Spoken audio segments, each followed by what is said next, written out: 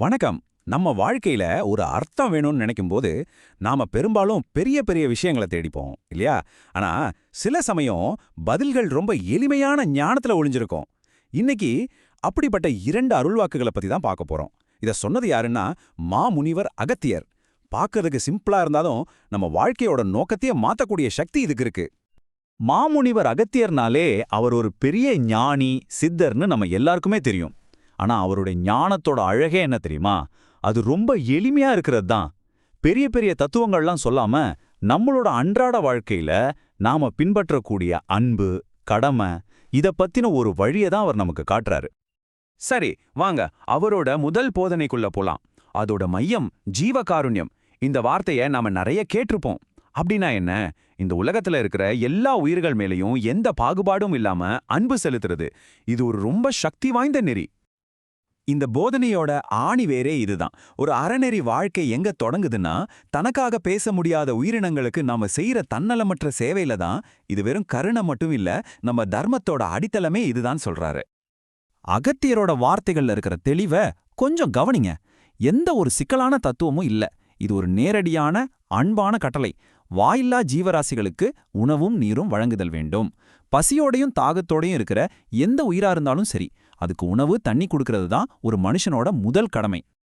சரி, அப்போ இந்த ஜீவகாருண்யத்தை நம்ம வாழ்க்கையில எப்படி செயல்படுத்துறது? அதுக்கும் அகத்தியரே ரொம்ப தெளிவான வழிகளை காட்டுறாரு. பசுமாடுகளுக்கு அகத்திக்கீரை கொடுக்கறது, மத்த விலங்குகளுக்கு சாப்பாடு வைக்கிறது, ஏழை எளியவங்களுக்கு அன்னதானம் செய்யறது. இதுல ஒரு சுவாரஸ்யமான விஷயம் என்ன தெரியுமா?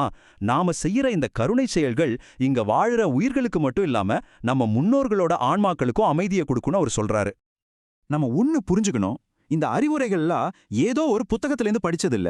இது காலத்தை வென்ற நிக்கிற ஒரு மாமுனிவரோட நேரடியான அருள்வாக்கு. இந்த உண்மையை நம்ம மனசுல வச்சுக்கிட்டாலே இந்த போதனைகள் மேல நமக்கு ஒரு ஆழமான மரியாதையும் அதை பின்பற்றணும்ன்ற உந்துதலும் தானா வரும், இல்லையா? ஓகே, இப்போ வாழ்ற உயிர்கள் மேல அன்பு காட்டுறத பத்தி பார்த்தோம். இப்போ அகத்தியரோட 2வது போதனைக்கு போகலாம். இது நம்மளோட வேர்களோட, அதாவது நம்ம முன்னோர்களோட இணைக்கிற கடமைகளை பத்தினது. இங்க அகத்தியர் ஒரு குறிப்பிட்ட நாளை குறிப்பிடுறாரு, புரட்டாசி அமாவாசை. இந்த நாள் ஏன் இவ்வளோ முக்கியம்? ஏன்னா இந்த நாள் தான் நம்ம முன்னோர்களை நினைவு கூர்ந்து அவங்களோட ஆசிகளை பெறுவதற்கு ரொம்பவும் உகந்த சக்தி வாய்ந்த ஒரு நாளா கருதப்படுது. அந்த நாள்ல என்ன செய்யணும்னு அகத்தியர் ஒரு அழகான வரிசையை சொல்றாரு. முதல்ல நம்மளோட மூலம், அதாவது நம்ம முன்னோர்களையும் குலதெய்வத்தையும் வணங்கணும். அதுக்கப்புறம் நம்ம கருணையை வெளி உலகத்துக்கு நீட்டணும். ஏழைகளுக்கு அன்னதானம், பசுக்களுக்கு உணவு. கடைசியா பிரசாதமா இனிப்புகளை பகிர்ந்து அந்த மகிழ்ச்சியை கொண்டாடணும். இது ஒரு முழுமையான சுழற்சி மாதிரி, பாத்தீங்களா? இங்கே தான் ஒரு ஆழமான நம்பிக்கை வெளிப்படுது. நாம இங்க பூமியில செய்யற இந்த சடங்குகளும் படையல்களும் நம்ம கண்ணுக்கு தெரியாத ஆன்மீக உலகத்துல இருக்கிற நம்ம முன்னோர்களை போய் சேர்ந்து அவங்களுக்கு ஒரு விதமான போஷாக்க கொடுக்குது. நம்மளோட உலகியல் செயல்கள் எப்படி ஆன்மீகத்தோட அழகா இணையுதுங்கிறதுக்கு இது ஒரு அற்புதமான உதாரணம். ஜீவகாருண்யம், முன்னோர்களுக்கான கடமை. இப்படி தனித்தனியா பார்க்கும்போது இது ரெண்டுமே சிறந்த போதனைகள் தான். ஆனா ரெண்டையும் இணைச்ச பார்த்தா என்ன ஆகும்? அப்போதான் அகத்தியல் சொல்ல வர்ற ஒரு ஆழமான தர்மத்தோட சாரம் நமக்கு விளங்கும். இங்கேதான் முழு படமும் நமக்கு தெளிவாகுது.